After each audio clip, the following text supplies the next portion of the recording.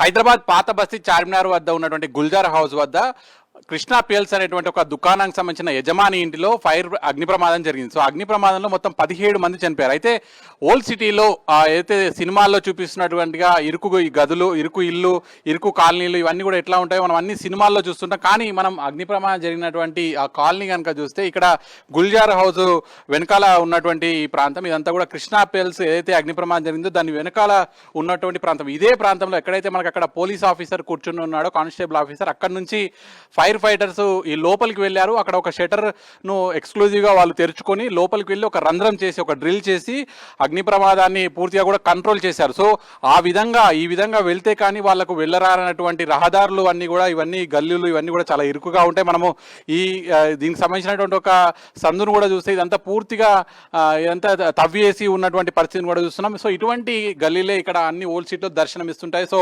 ఇటువంటి ప్రాంతంలో మనం చూస్తే అన్ని కూడా ఇరుకుగా గదులు, అంతా చాలా ఏళ్ల నాటి క్రితం ఇవన్నీ కట్టడాలు చేశారు. అప్పటి రూల్స్ ప్రకారం అప్పుడు అన్ని అనుమతులు ఇచ్చేశారు. కానీ ఆ తర్వాత జనసాంద్రత అనేటువంటిది పెరిగింది నగరంలో. సో ఆ పెరిగినటువంటి జనసాంద్రతను బట్టి ఏదైతే ఇక్కడ ఫెసిలిటీస్ లేవు అని చెప్పొచ్చు. ఎందుకంటే ఒక అగ్ని ప్రమాదం జరిగితే మరి వెంటనే రావాలన్నా, అగ్నిమాపక శాఖ రావాలన్నా కూడా ఇటువంటి గల్లీలోకి రావాలంటే చాలా కష్టసాధ్యంగా కూడా మారుతుంది. సో మనం కూడా నడిచి వెళ్ళాలన్నా కూడా చాలా ఇబ్బందికర పరిస్థితులే ఇక్కడ మనకు కనిపిస్తున్నాయి. అటు అగ్నిమాపక శాఖ కూడా కనీసం వెళ్ళాలన్నా కూడా సో ఇటువంటి రోడ్ నుంచి పూర్తిగా వాళ్ళు వెళ్ళి ఈ అగ్ని ప్రమాదాన్ని కంట్రోల్ చేసినటువంటి పరిస్థితి చూడొచ్చు మనం.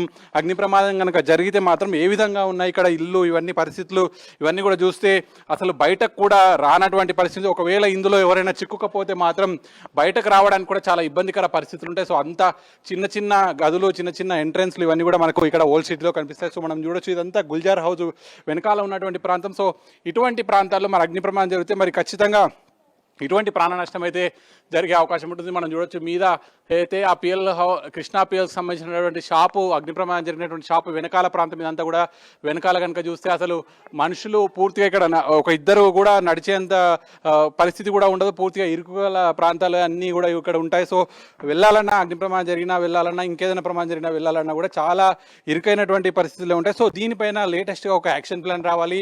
ఓల్డ్ సిటీ మొత్తంగా కూడా ఫైర్ యాక్సిడెంట్ జరిగితే కంట్రోల్ చేయాలన్నా, వాళ్ళు కూడా ఎవరైతే ఫైర్ యాక్సిడెంట్కి సంబంధించిన బాధితులు కూడా వాళ్ళు తేరుకోవాలన్నా కూడా తొందరగా తేరుకోవాలంటే ఏ విధంగా ఉండాలి, ఇవన్నీ కూడా మాక్ డ్రిల్స్ వెంటనే నిర్వహించాలి.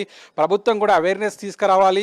అలాగే దీనికి సంబంధించి ఒక యాక్షన్ ప్లాన్ ఉండాలి. ఆ ఫైర్ జరిగితే వెంటనే వచ్చి ఆర్పేటువంటి పరిస్థితులు కూడా ఉండాలి. సో అలాగే పాత ఎప్పుడో వైర్లు, ఇవన్నీ ఎలక్ట్రిక్ వైర్లు ఇవన్నీ కూడా ఎప్పటి నుంచో ఉన్నాయి. సో వాటన్నింటినీ కూడా పునరుద్ధరించాలి. సో అవి ఈ రోజు జరిగినటువంటి అగ్ని ప్రమాదానికి కూడా కారణం అదే. ఎందుకంటే ఎలక్ట్రిక్ బోర్డులో, ప్యానల్ బోర్డులో వచ్చినటువంటి షార్ట్ సర్క్యూట్తో కారణంతో ఈ అగ్ని ప్రమాదం జరిగింది. సో విద్యుత్ వైర్లు కూడా ఇవన్నీ ఎప్పుడో పాతకాలం నాటి. సో వీటన్నింటినీ కూడా పునరుద్ధరించాల్సినటువంటి అవసరం ఉంది. ఎందుకంటే ఖచ్చితంగా ఇటువంటి ప్రమాదం జరిగినప్పుడు ఇట్లా మృతులు అనేటువంటి పెరుగుతుంది. సో ఆ మృతులు వార్త విన్నప్పుడు మన హృదయాలని కూడా కలిసివేస్తాయి. సో అటువంటి వార్తలు వినే కంటే ఈ నగరాన్ని మరొకసారి పునరుద్ధరించి ఇటువంటివి జరగకుండా ముందు జాగ్రత్తలు తీసుకోవాల్సినటువంటి అవసరం ఉంది. విడుదల వినోద్ సాక్షి న్యూస్, గుల్జార్ హౌస్ నుంచి.